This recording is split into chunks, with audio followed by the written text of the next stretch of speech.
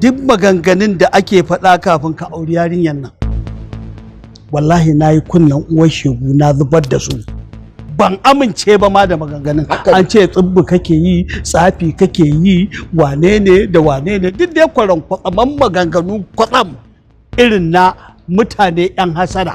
Aka gaya maka menene halina da me kake lissafa min to da Allah ka tsaya ina so zan maka cikakkiyar tambaya. Duk abin da aka gaya ma ai sun rage maka wani abu ma a ciki. Ba su yi maka magana giya ba ne? Ta mota? Kamar uwan laifi. Ba su yi maka magana ba ne? Ai ni barin gaya maka wani abu wanda baka san shi ba.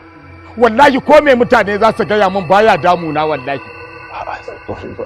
Babu kama a gurinka, babu kama wallahi.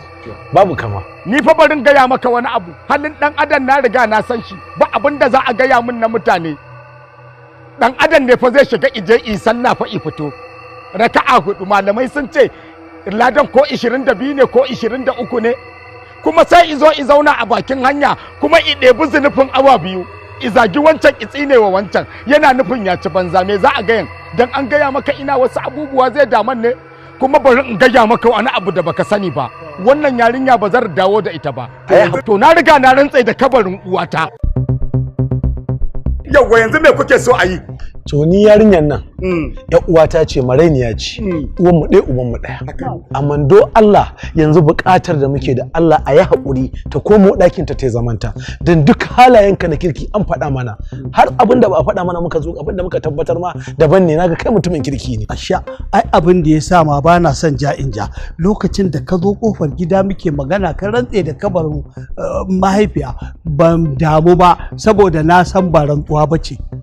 Albishirin kuma aurata maza da mata na duniya cibiyar Sha'aban ta zo muku da taimakon da zai taimaka muku a cikin zamantakewar ku ta aure ta yi muku tanadin magunguna ingantattu domin lafiyar ku lafiya babu mai fushi da ke domin haka take muku albishir da magungunan da suka shafi maza ko mata kamar matsalar menstruation wato istimna'i biya wa kai bukata hakan yakan janyo mutuwa ga ɗa namiji ya kasa biya wa iyalinsa bukata da rashin haihuwa sanyin mara da saurin inzani da sauran cututtuka kamar haka ciwon koda da hawan jini da diabetes da dai sauran manyan cututtuka da ƙananu waɗanda lokaci ba zai ba mu damar mai muku bayanin su ba cibiyar magungunan Sha'aban ta muku tanadin su cikin sauki da rangwame da rahusa muna haba-haba da wanda ya zo neman taimako cibiyar magungunan gargajiya Sha'aban tana nan cikin jihar Borno State adireshin ɗinmu shine kamar haka tailoring and fashion Plaza Mafoni opposite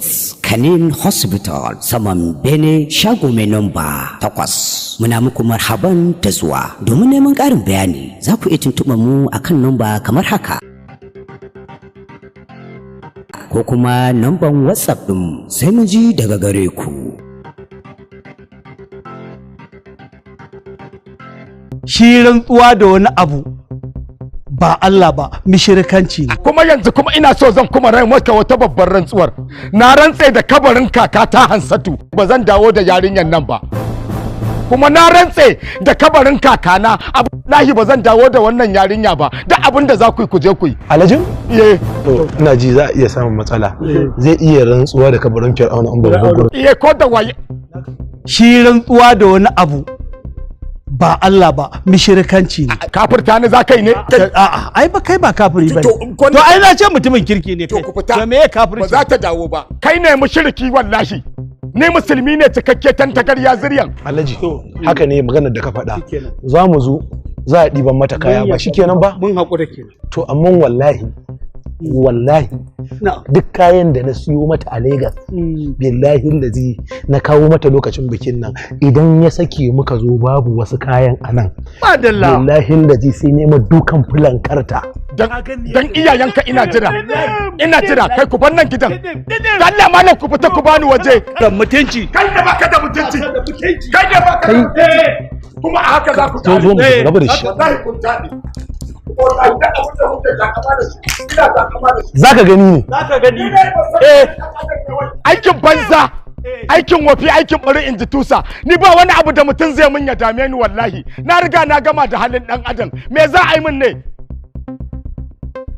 min ne wai ni zagi da sara da sassaƙa barin gaya muku baya hana gamji tofo ba yadda za a yi da ni kafin Allah ne ni me za a yi min a'a aikin banza aure matar ta zo ta ɓata min rai sai in batta kanwar jati mata ce da abu yau wannan zamanin duk mutumin da ya auri yarka ya rike ta hannu biyu wallahi tallahi in baka yi mar addu'a ba wallahi ba za ka yi masa bita da kulli ba aikin banza sun ma ɓata min rai ina